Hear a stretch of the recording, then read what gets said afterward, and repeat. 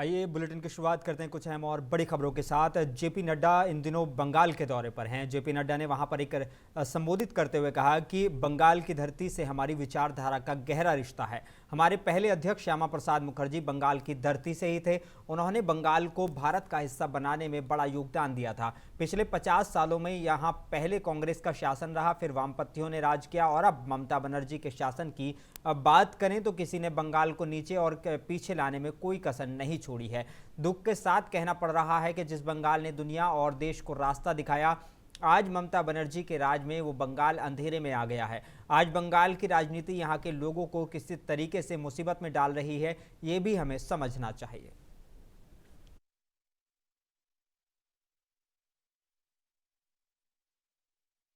इस संयुक्त मोर्चा के इस सम्मेलन में आने का सौभाग्य प्राप्त हुआ और जो मैं जहां उपस्थिति देख रहा हूं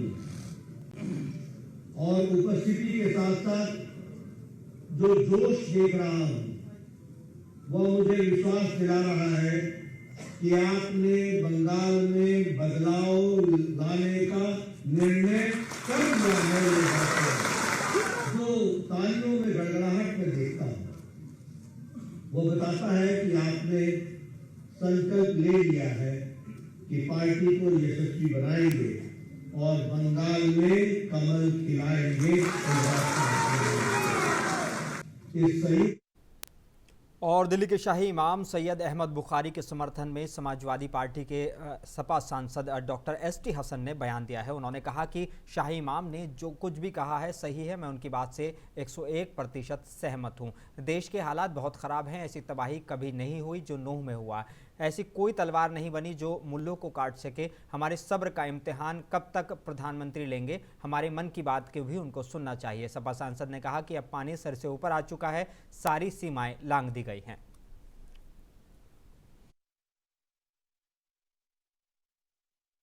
शाही इमाम साहब ने जो भी कहा है वो 101% बिल्कुल सही कहा है।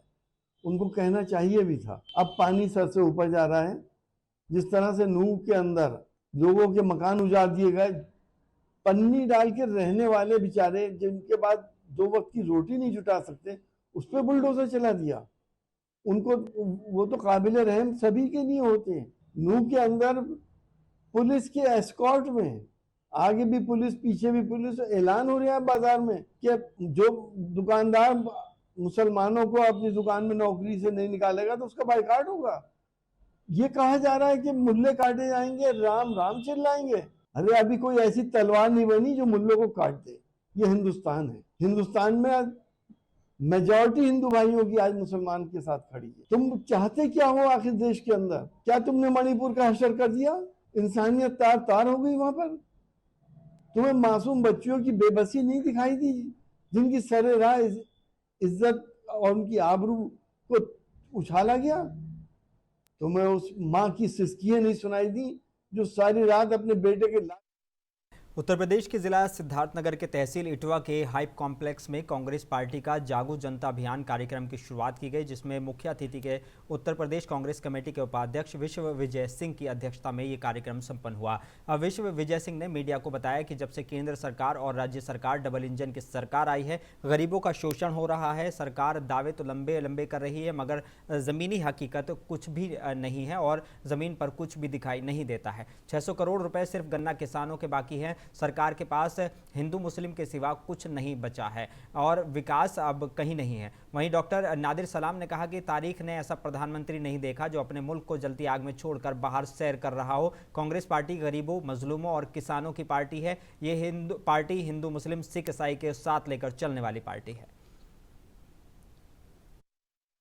सभी पूर्वांचल का जो विकास रुका हुआ है उसके खिलाफ कांग्रेस पार्टी लोगों को जगाने का काम कर रही है।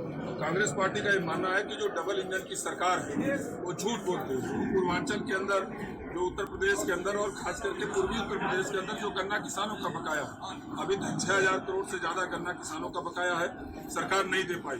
जो रोजगार का जहाँ तक सवाल है, नौजवानों को रोजगार नहीं मिल रहा। जो प्रतियोगी परीक्षाएं हो रही हैं वो 6 साल के अंदर 9 बार प्रतियोगी परीक्षाएं स्थगित हुई और नौजवानों को जो रोजगार मिल रहा, रोजगार नहीं मिल रहा। नौजवान ओवर एज हो रहा है, 40 लाख से ज्यादा लोगों ने जो अपने फार्म भर करके जो अभ्यर्थी हैं वो बैठे हुए हैं, उनकी उम्र निकल रही है। और उत्तर प्रदेश की सरकार जो दावा करती थी कि हम लोगों को रोजगार देंगे, जो देश की सरकार दावा करती थी कि हम 2 करोड़ नौजवानों को रोजगार देंगे।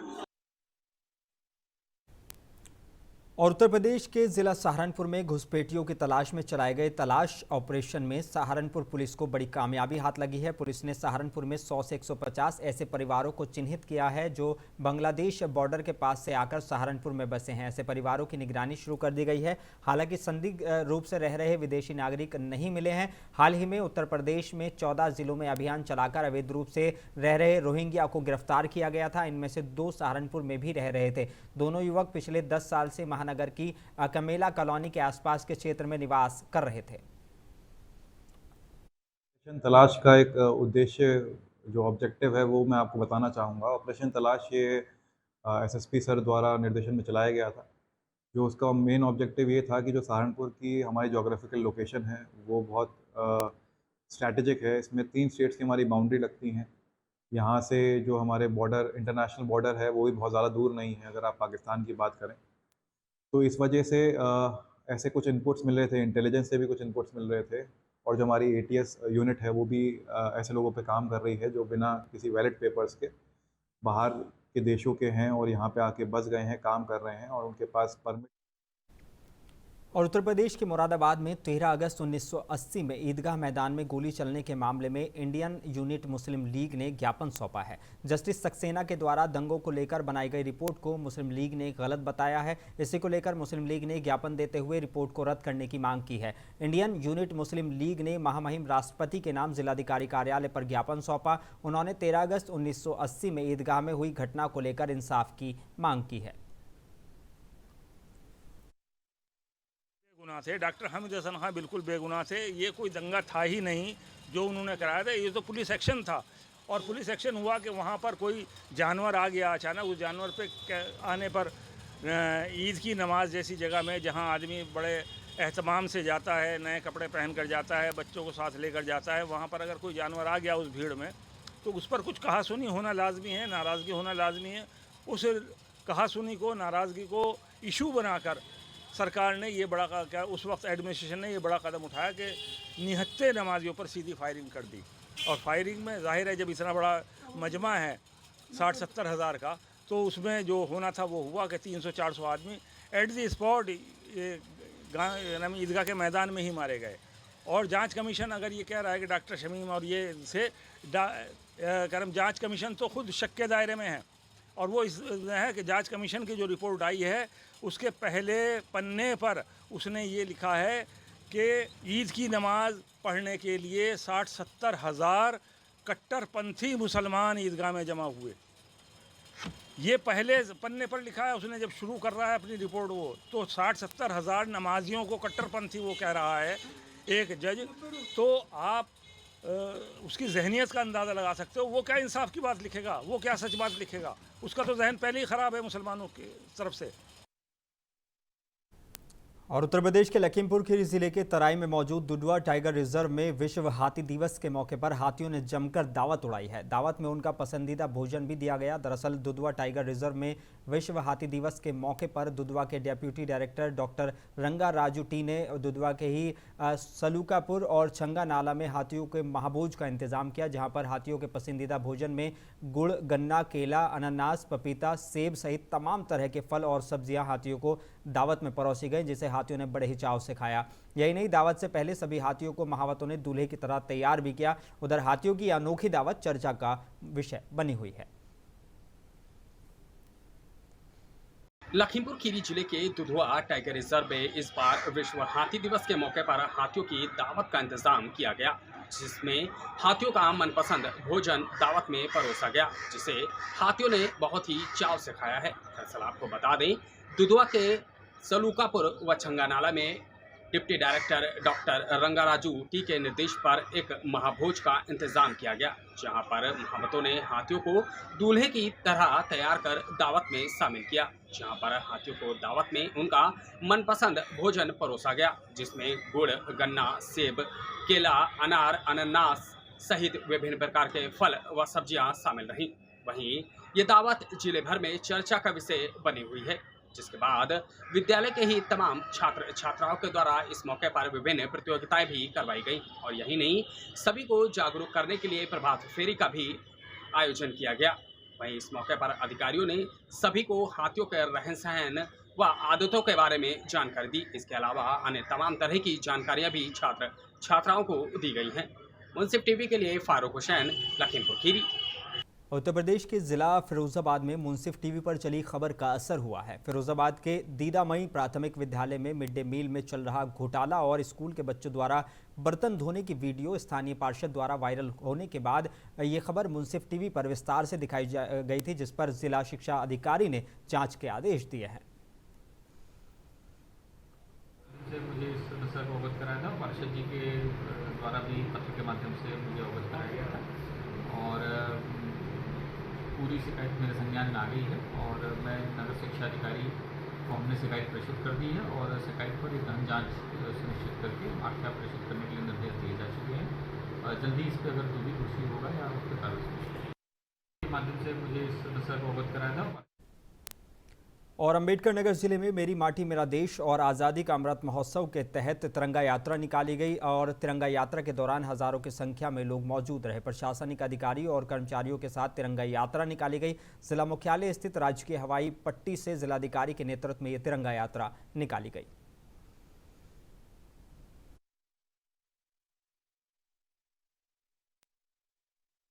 मेरी माटी मेरा देश जो कार्यक्रम है और हर घर तिरंगा कार्यक्रम आज से शुरुआत हुई है इसकी, हर घर तिरंगा कार्यक्रम, उसी के उपलक्ष्य में आज पूरे जनपद में हर जगह पर देश को ये एकता और अखंडता को मजबूत करने के उद्देश्य से और देश की मातृभूमि में देश की माटी को वंदन करने और वीरों का नमन करने के उद्देश्य से यह रैली जो है पूरे जनपद में निकाली जा रही है। इसमें देख रहे हैं कि आप कितनी भारी भीड़ जो है पूरे हर्षोल्लास और ऊर्जा के साथ इसमें जुड़ी हुई है और निश्चित रूप से यह जो कार्यक्रम चल रहा है इसकी वजह से पूरे देश का, पूरे प्रदेश का, जनपद का एक एक व्यक्ति इससे जुड़कर देश की एकता और अखंडता के लिए कार्य करेगा। और खबर अब अयोध्या से है, जहां 15 अगस्त स्वतंत्रता दिवस के मद्देनज़र अयोध्या कैंट रेलवे स्टेशन पर एक अभियान चलाया गया, जिसमें डॉग स्क्वाड मेटल डिटेक्टर से जांच की गई और यात्रियों के सामानों को मेटल डिटेक्टर से भी चेक किया गया। रेलवे स्टेशन के सभी प्लेटफॉर्म पर, गाड़ी के डिब्बों में और बाहर रेलवे स्टेशन परिसर को भी चेक किया गया और आने जाने वाले यात्रियों से पूछताछ की गई। अयोध्या कैंट रेलवे GRP थाना अध्यक्ष पप्पू यादव ने बताया कि यूँ तो रूटीन चेकिंग होती है, लेकिन स्वतंत्रता दिवस को देखते हुए ये खासतौर पर चेकिंग कराई जा रही है, जिससे यात्रियों को भयमुक्त वातावरण दिया जाए और उनको सुरक्षित उनके स्थान पर पहुंचाया जा सके। इसी उद्देश्य से आज चेकिंग कराई गई है। 15 अगस्त के परिप्रेक्ष्य में BD स्क्वाड टीम के साथ और डॉग स्क्वाड के साथ हम लोग सघन चेकिंग कर रहे हैं। क्या क्या मिला आपको अभी तक? क्या क्या चेक किया आपने? वस्तु, व्यक्ति, बैग, झोले, जो संदिग्ध लगा उसको चेक किया। कोई यात्रियों के लिए कोई संदेश होगा? उनको भयमुक्त हम लोग एहसास कराएंगे। क्या नाम है? प्रभारी निरीक्षक अयोध्या कैंट पप्पू यादव। जी बताएं। 15 अगस्त के परिप्रेक्ष्य में BD स्क्वाड टीम और उत्तर प्रदेश के जिला बिजनौर में वन विभाग की टीम ने गुलदार को पकड़ने में कामयाबी हासिल की है। लगाए गए पिंजरे में जैसे ही गुलदार फंसा, इसके बाद कई गांवों के लोग इसे देखने के लिए मौके पर आ गए। वन विभाग की टीम ने कड़ी मशक्कत के बाद इलाके से गुलदार को पकड़ा है।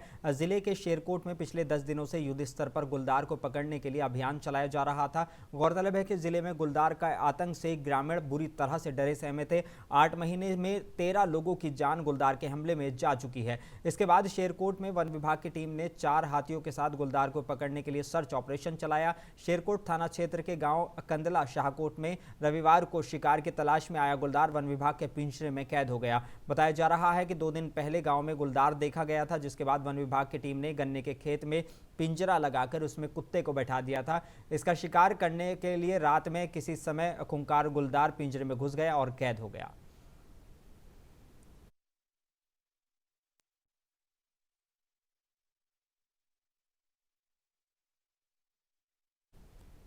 और उत्तर प्रदेश के जिला रामपुर में जुलूस अलम मुबारक 25 मुहर्रम को इमाम ज़ैनुल आबिदीन अलैहिस्सलाम की याद में निकाला गया। ये जुलूस हज़रत इमाम हुसैन के बेटे और शिया समुदाय के चौथे इमाम ज़ैनुल आबिदीन अलैहिस्सलाम की याद में निकाला गया, जो रामपुर में पिछले 70 सालों से ज़्यादा वक्त से निकाला जा रहा है, क्योंकि करबला की ऐतिहासिक जंग में हज़रत इमाम हुसैन की शहादत के बाद उनको कैद कर लिया गया था। इमाम ज़ैनुल आबिदीन को बीमारी करबला भी कहा जाता है, क्योंकि उनको बीमारी की हालत में बेड़िया और हथकड़ियाँ पहनाकर करबला से मुल्क शाम तक लगभग 900 किलोमीटर दूर लेकर जाया गया और उसकी असीरी और मुसीबत की याद में यह जुलूस निकाला जाता है। दरअसल आज जो तारीख़ है वो इमाम हुसैन के बेटे मौला अली के पोते रसूलुल्लाह के पोते और नवासे इमाम ज़ैनुल आबिदीन की शहादत की तारीख़ है। इमाम ज़ैनुल आबिदीन वो शख्सियत हैं कि जिनके लिए ख़ुद रसूलुल्लाह ने अपने एक सहाबी जाबिर इब्ने अब्दुल्ला अंसारी से ये पैगाम कहलवाया था कि जाबिर, जब मेरे इस फ़र्जंद से तो मिलना तो मेरा सलाम कहना। इतनी बड़ी शख्सियत है। इमाम ज़ैनुल आबिदीन अलैहिस्सलाम का जो शजरा है वो एक तरफ तो उनके जद्दे अमजद जो हैं वो रसूल अकरम हैं, और दूसरी तरफ जो नानिहानी सिलसिला है वो नौशेरवान आदिल से मिलता है। नौशेरवान आदिल का जो सिलसिला है, जाहिर सी बात है, खुद नौशेरवान जो है वो आदिल उसका लक़ब था, तो एक बहुत ही पाक सिलसिलों से इनका ताल्लुक़ है। और इमाम हुसैन की ये अली औसत यानी जो जनाब अली अकबर थे, यानी बड़े बेटे थे, उनके बाद इमाम ज़ैनुल आबिदीन थे, फिर जनाब अली असगर थे। तो इमाम ज़ैनुल आबिदीन जो हैं करबला में वाहिद वो शख्सियत हैं कि जो शहादतों के बाद क्योंकि बहुत अलील हो गए थे, और अलील भी इमाम हुसैन की दुआ की वजह से हुए थे, क्योंकि इमाम हुसैन चाहते थे कि इमामत के जिंदा, और खुदा मशीयत भी यही चाहती थी, इसलिए इमाम पर ख़ुद मशीयत की तरफ से ऐसा गलबा हुआ कि इमाम बीमार हो गए। और उसके बाद यजीद जो इंतहाई कहा जाए कि अपने दौर का सबसे बड़ा आतंकवादी कह लें, सबसे बड़ा जो शकीउल कल्ब इंसान कह लें, जिसने दीन इस्लाम के ख़िलाफ़ कदम उठाया था। क्योंकि इमाम हुसैन की शख्सियत वो है कि जिनको इतनी अज़मत हासिल है कि खुद ख्वाजा मोइनुद्दीन चिश्ती ने कहा कि दीन अस्त हुसैन, हुसैन दीन है, और सिर्फ दीन ही नहीं है, दीन की पनाह भी है और बनाए ला इलाह है। तो यजीद चाहता था कि अगर हुसैन का नाम मिट जाएगा तो हम अपने मकसद में कामयाब हो जाएंगे। लेकिन इमाम हुसैन चूँकि रसूलुल्लाह के फ़र्जंद थे और दीन इस्लाम उनके सामने मिट नहीं सकता था, चाहे जितनी बड़ी कुर्बानी देना होती। इमाम हुसैन ने वो कुर्बानी करबला में दी, लेकिन करबला के बाद जो कुर्बानी शुरू हुई इमाम ज़ैनुल आबिदीन की शुरू हुई। इमाम ज़ैनुल आबिदीन ने करबला से लेके कूफा से दमिश्क और दमिश्क से लेके शाम तक पैदल सफ़र तय किया, और इस हालत में किया कि हाथों में हथकड़ियाँ थी, पैरों में बेड़ियाँ थी, गले में तोक़े खारदार था, और इसके बाद भी इमाम ज़ैनुल आबिदीन की हिम्मत को यजीद तोड़ नहीं पाया।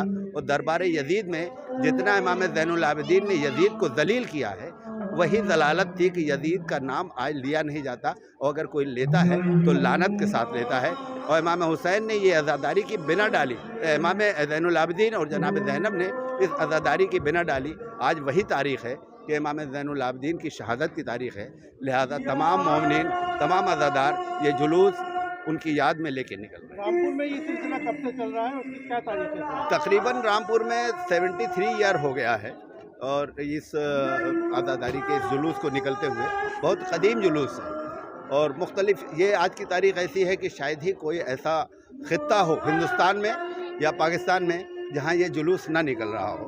हर जगह जहाँ भी इमाम हुसैन के चाहने वाले हैं, चाहे वो किसी मज़हब व मिल्लत के हों, किसी फ़िरक़े के हों। बुलेटिन में बस इतना ही। अपने मेज़बान मोनी अनवर को दीजिए इजाज़त। आप बने रही मुंसिफ टीवी के साथ।